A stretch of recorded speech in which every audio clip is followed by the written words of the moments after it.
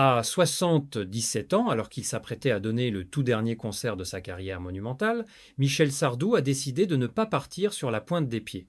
Dans un entretien accordé aux Parisiens en mars 2024, le monstre sacré de la chanson française, fidèle à sa réputation de ne jamais manier la langue de bois, a lâché ce que personne n'attendait.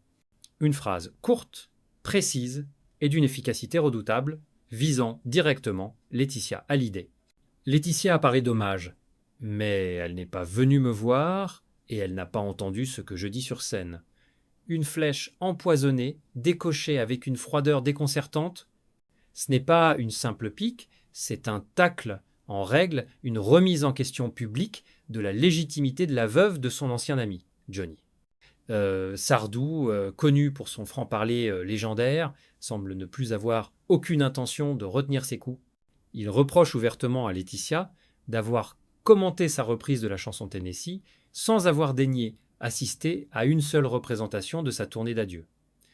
Pour l'interprète des Lacs du Connemara, l'attitude est plus qu'irrespectueuse, elle est symptomatique d'une posture qu'il ne supporte plus. Mais derrière cette attaque frontale se cache une histoire bien plus complexe, bien plus ancienne, une brouille historique entre Michel Sardou et Johnny Hallyday, une relation faite d'amitié fusionnelle et de silence assourdissant qui a duré des décennies. Une réconciliation sur le tard peut être plus en façade que réelle, qui n'a jamais véritablement effacé les rancœurs tenaces. Et aujourd'hui, c'est Laetitia, gardienne autoproclamée du temple Hallyday, qui se permet de valider ou non un hommage qu'elle n'a même pas vu. Sardou ne décolère pas. Il précise d'ailleurs qu'il n'a pas l'intention d'en rajouter une couche. Il n'est pas président de la République, il ne va pas mettre Johnny à plat aux Invalides, ce qu'il révèle sur sa relation avec l'idole des jeunes et, par ricochet, sur Laetitia, va bien au-delà de cette simple déclaration incendiaire. Pour saisir toute l'ampleur de cette déflagration médiatique de mars 2024, il est indispensable de revenir sur le contexte de cette tournée d'adieu. Pour comprendre la sécheresse de sa réponse, il faut rembobiner de quelques mois. Après une carrière de plus de 60 ans, jalonnée de succès colossaux, de polémiques retentissantes et d'une relation passionnelle avec son public, Michel Sardou a décidé qu'il était temps de tirer sa révérence. Pas par lassitude, mais par respect pour ce public et pour lui-même, il annonce une dernière tournée baptisée avec une pointe de nostalgie « Je me souviens d'un adieu ». L'engouement est immédiat, dépassant toutes les attentes. C'est un véritable triomphe, 33 dates prévues en 2023, 24 autres ajoutées en 2024, avec une apothéose programmée à Paris La Défense Arena. Les chiffres donnent le vertige. 100 000 places s'écoulent en seulement 8 heures. La France veut dire au revoir à son intello chantant, à l'homme qui a mis des mots sur les passions, les colères et les amours de plusieurs générations. Lors de ces concerts, Sardou ne se contente pas d'enchaîner mécaniquement ses tubes incontournables, des Lacs du Connemara à La Maladie d'amour en passant par Je vais t'aimer. Il conçoit cette tournée comme un testament musical, un panorama de sa vie. Il choisit donc d'intégrer des titres qui ont profondément marqué son parcours, y compris ceux d'autres artistes. C'est ainsi que, comme d'habitude de son ami Claude François, trouve sa place dans le spectacle et, plus surprenant, Tennessee de Johnny Hallyday. Ce choix n'est absolument pas anodin. Tennessee n'est pas une simple chanson pour Sardou, elle est un marqueur, un souvenir personnel et puissant qu'il partage avec Johnny. C'est une chanson qu'ils ont interprétée ensemble, un jour bien précis, au Parc de Sceaux, le jour du propre mariage de Michel.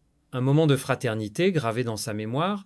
Comme il le dira lui-même, c'est un clin d'œil à son pote. Mais voilà, en novembre 2023, alors que la tournée bat son plein et que l'émotion est palpable chaque soir, Laetitia Hallyday accorde une interview à RTL.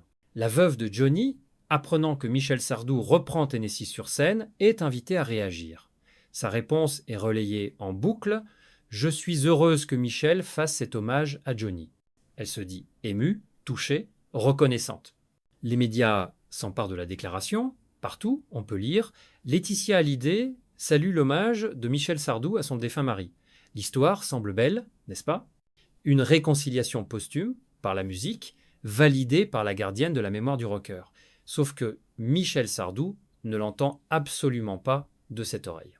Quand le journaliste du Parisien, lors de cette fameuse interview du 14 mars 2024, tend la perche à Michel Sardou en lui rapportant les propos émus de Laetitia Hallyday sur son hommage, la réaction est immédiate, tranchante. Sardou ne mâche pas ses mots. Laetitia a parlé d'un hommage, mais elle n'est pas venue me voir et elle n'a pas entendu ce que je dis sur scène. Le ton n'est pas seulement sec, il est glacial. L'agacement est palpable. Pour Sardou, cette déclaration de Laetitia est l'incarnation d'une forme d'hypocrisie, ou à tout le moins, d'une légèreté insupportable. Elle se permet de commenter, de valider, de s'approprier émotionnellement un moment, sans même avoir pris la peine de s'y confronter. Elle commente sans savoir, elle donne son avis sans avoir vécu l'instant, et ça, Michel Sardou, l'homme qui a bâti sa carrière sur une exigence de vérité, ne le supporte pas. Il poursuit donc en expliquant méthodiquement son choix. Il opère une mise au point cruciale, une distinction sémantique fondamentale. C'est un souvenir qu'on a ensemble, au même titre que je chante, comme d'habitude pour Claude François. Tennessee, on l'a chanté avec Johnny au Parc de Sceaux le jour de mon mariage. La précision est capitale. Sardou ne fait pas un hommage posthume à Johnny Hallyday. Il ne cherche pas à capitaliser sur la mort du rocker ou à s'inscrire dans le grand livre des condoléances nationales.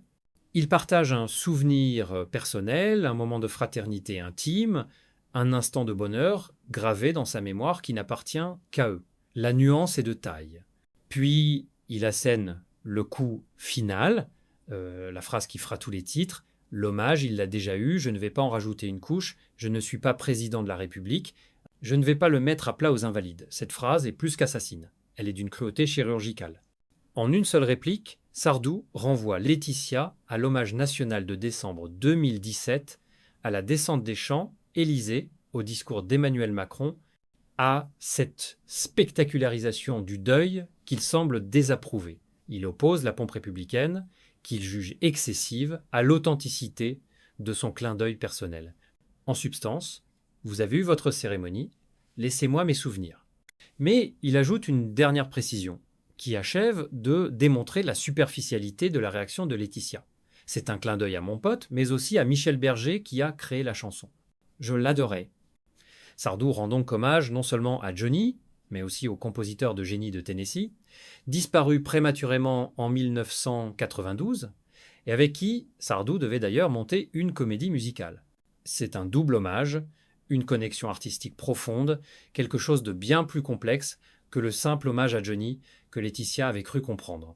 Pour saisir toute la portée de cette pique, l'amertume qui s'en dégage, il faut comprendre que la relation entre Michel Sardou et Johnny Hallyday n'a jamais été un long fleuve tranquille.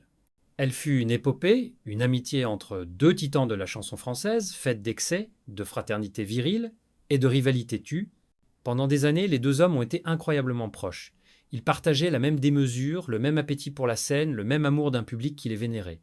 En juin 1979, ils scellent cette amitié par une aventure folle, la descente du Grand Canyon du Colorado en canoë. Une épopée sauvage qui les rapproche plus que jamais. À cette époque, Sardou et Hallyday sont au sommet de leur gloire, deux forces de la nature qui dominent le paysage musical français. Mais en 1980, l'amitié fusionnelle implose. Michel Sardou sort une chanson qui deviendra l'une des plus controversées de son répertoire. Être une femme. Le texte, qui se veut une satire de la condition féminine post-60 10 secondes, est truffé d'une ironie que beaucoup ne saisissent pas. Les mouvements féministes montent au créneau, l'accusant de sexisme. La controverse enfle, devient nationale, et c'est à ce moment précis que le drame se noue. Johnny Hallyday, interrogé sur le sujet, ne défend pas son ami. Pire, il prend publiquement position contre Sardou. Il critique la chanson, estime qu'elle va trop loin, qu'elle franchit une ligne inacceptable. Pour Sardou, le choc est terrible. C'est une trahison pure et simple. Johnny, son pote, son complice d'aventure, vient de le poignarder dans le dos en pleine tempête médiatique. Au lieu de faire bloc, il l'enfonce. C'est le début d'une guerre froide qui durera plus de 30 ans. Les deux hommes ne se parlent plus. Ils s'évitent, s'ignorent. Quand ils sont contraints de se croiser sur un plateau de télévision, c'est à peine s'ils échangent un salut. Le silence est glacial, la blessure béante. Ce n'est qu'au début des années 2010 que les choses commencent timidement à s'apaiser. Plusieurs sources affirment que c'est Laetitia Hallyday elle-même qui aurait œuvré à ce rapprochement encourageant Johnny à renouer le contact avec Michel. Les deux hommes finissent par se revoir, par discuter. Ils n'effacent pas le passé, mais ils acceptent de tourner la page. Du moins en apparence. Car au fond, Sardou n'a jamais vraiment pardonné. Il a dérapé, dira plus tard Laetitia en évoquant cette brouille, sous-entendant que Johnny avait eu tort de critiquer ainsi son ami. En 2015, Sardou lui-même, évoquant leur relation, reconnaîtra les différends d'un ton faussement détaché. On s'est fâché. Oui, mais c'est notre histoire. C'est pas grave. Ce ton masque en réalité une blessure qui ne s'est jamais totalement refermée. Sardou a encaissé, il a fait bonne figure, mais il n'a pas oublié.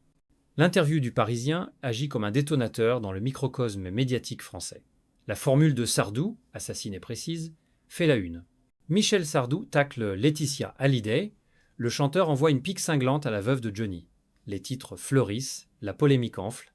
Et du côté de Laetitia Hallyday, c'est le silence. Un silence radio, total, presque assourdissant. Elle qui est d'ordinaire, si prompte à réagir sur les réseaux sociaux, à partager ses émotions ou ses projets mémoriels, reste totalement muette. Pas un mot, pas une story, pas un communiqué de presse. Ce mutisme est immédiatement disséqué, interprété de 1000 façons. Certains y voient l'indifférence d'une femme qui a traversé bien d'autres tempêtes, une manière de signifier que les propos d'un chanteur en fin de carrière ne l'atteignent pas. D'autres y lisent une stratégie de communication calculée, répondre, ce serait légitimer l'attaque et alimenter une polémique inutile. Pourquoi donner à Sardou l'importance qu'il recherche? Mais beaucoup y décèlent surtout la marque d'une blessure profonde. Car, au fond, Laetitia n'a fait qu'exprimer une émotion spontanée lors d'une interview sur RTL. Elle a salué ce qu'elle croyait être un geste fraternel, et la réponse qu'elle reçoit est d'une violence publique inouïe, venant qui plus est d'un homme qui fut un ami de son mari. Il faut dire que cette attaque s'inscrit dans une dimension bien plus large, l'interminable guerre de l'héritage de Johnny Hallyday. Non pas l'héritage financier qui s'est soldé par une bataille judiciaire féroce avec David Hallyday et Laura Smet, mais l'héritage mémoriel. Depuis la mort de l'idole, Laetitia est au cœur d'une bataille permanente pour sa légitimité de gardienne du temple. Elle est la cible d'un front quasi uni des historiques. Eddie Mitchell, le frère, la critique ouvertement. Sylvie Vartan, la première épouse, refuse ostensiblement de prononcer son nom. Et maintenant, Michel Sardou, le compagnon des virés d'antan. Laetitia est attaquée de toutes parts. Chacun, au nom de son antériorité dans la vie du rocker, semble lui contester le droit de parler, de décider, d'organiser. Elle a beau avoir partagé 23 ans de la vie de Johnny, l'avoir accompagné dans la maladie jusqu'à son dernier souffle et élevé leurs 2 filles, Jade et Joy, sa légitimité est sans cesse remise en question. On la critique quand elle organise des hommages, on la critique quand elle salue ceux des autres. Elle ne peut rien faire sans être jugée, sans que ses intentions ne soient mises en doute. Dans cette longue liste de détracteurs, Sardou n'est qu'un nom de plus. Mais cela ne rend pas ces mots moins blessants. La fin de la tournée de Michel Sardou se déroule donc dans ce climat électrique. Le 16 mars 2024, il triomphe à Paris la Défense Arena pour l'avant-dernier show de sa carrière, devant plus de 30 000 admirateurs. L'émotion est immense. Il chante ses succès, et bien sûr, il chante Tennessee. Le public est debout, l'instant est magique. Mais l'ironie est palpable. Ce qui devait être un pur moment de communion musicale est désormais entaché par la polémique qu'il a lui-même initiée. Le 29 mars, après plusieurs reports, Sardou donne son tout dernier concert. C'est la fin. La légende se retire. À 77 ans, il quitte la scène pour de bon, s'installant dans le Var, loin des polémiques. Mais c'est bien là toute la complexité du personnage. Sardou aurait pu ignorer les déclarations de Laetitia, laisser couler et terminer sa carrière sur une note apaisée. Il a choisi le contraire. Il a choisi de répondre sèchement, publiquement. Car, à 77 ans, Michel Sardou n'a plus rien à perdre et surtout plus rien à prouver. Il l'a dit, il n'a jamais eu sa langue dans sa poche. Sa carrière s'est construite sur la provocation, sur une franchise qui dérange. Pourquoi changerait-il au moment de partir? Laetitia Hallyday a parlé d'hommage sans savoir. Il la recadre. Elle veut contrôler le narratif autour de Johnny. Il lui rappelle qu'elle n'a pas le monopole du souvenir. C'est un acte délibéré, une dernière affirmation de son caractère. Ce qui est fascinant, c'est que cette querelle révèle une vérité bien plus large. La mémoire des icônes n'appartient à personne. Johnny Hallyday n'appartient ni à Laetitia, ni à David et Laura, ni à Eddie Mitchell, ni à Michel Sardou. Il appartient au public, à tous ceux qui l'ont aimé. Chacun possède son propre Johnny, ses propres souvenirs, et revendique le droit de le célébrer à sa manière. Mais c'est là que le bât blesse. Quand chacun veut imposer sa vision comme la seule légitime, le conflit est inévitable. Laetitia oppose ses 23 ans de vie commune, qu'elle estime lui donner une légitimité supérieure. Sardou revendique 50 ans d'une amitié complexe, faite de haut et de bas. Eddie Mitchell brandit son statut de demi-frère. La réalité, c'est qu'ils ont tous à la fois raison et tort. Chacun a connu un Johnny différent à une époque différente. Le Johnny de Sardou n'est pas celui de Laetitia. Mais au lieu d'accepter cette pluralité, il se livre une guerre de territoire pour la mémoire de l'idole. À 77 ans, la pique de Sardou montre que les blessures ne sont pas refermées et que les rancœurs demeurent. L'héritage de Johnny Hallyday, ce n'est pas seulement sa musique, ce sont aussi les conflits, les divisions, les piques. Et Michel Sardou, au moment de tirer sa révérence, a voulu lancer la sienne. Une dernière, pour ne pas partir en silence, et pour rappeler que personne, pas même Laetitia, ne lui dictera sa propre histoire,